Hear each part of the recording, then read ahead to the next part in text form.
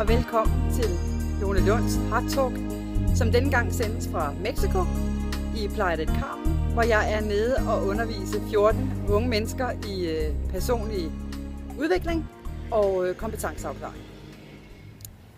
Og denne gang vil jeg snakke lidt om mod, fordi mod er noget, som jeg har skulle mobilisere en del af i forhold til at tage på den her tur.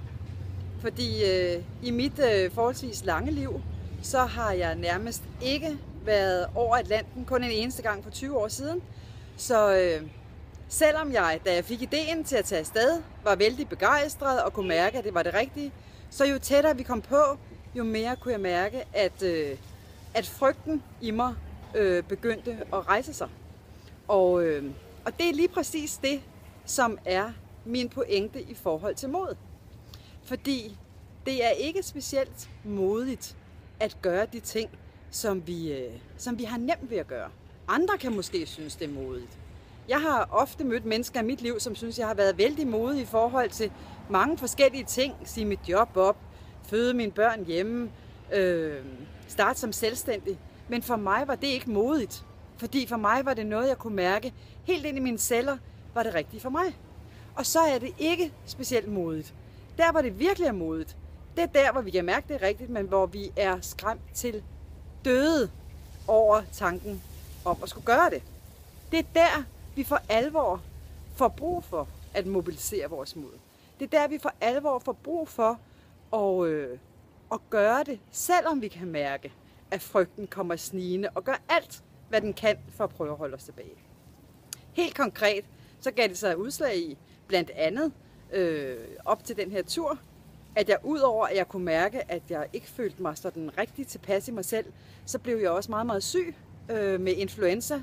Så syg, så jeg en nat besvimede på gulvet og følte mig i det hele taget meget, meget svag i dagene op til. Så det blev mere og mere sådan angstprovokerende for mig, bare tanken om at skulle flyve så langt. Og det kan jeg bagefter se, efter at jeg nærmest, lige så snart jeg nærmest deroppe i flyveren, og især lige så snart jeg landede her, så har jeg virkelig kunne mærke, at det her var det rigtige. Og har følt mig rigtig godt tilpas hernede, på nær lige da jeg kom aller første aften og gik rundt og kunne mærke, at det var fremmed, der var bælmørkt, jeg kendte ikke nogen, jeg kunne ikke finde rundt i byen. Der kunne jeg godt mærke, at der skulle jeg også mobilisere mit mod. Men nu, hvor jeg har været her i lidt over en uge, så føler jeg mig virkelig hjemme. Jeg nyder at undervise de unge mennesker, som rykker, de kommer virkelig dybt i sig selv, og de er åbne, engagerede og ærlige, og er rigtig villige til at kigge på sig selv.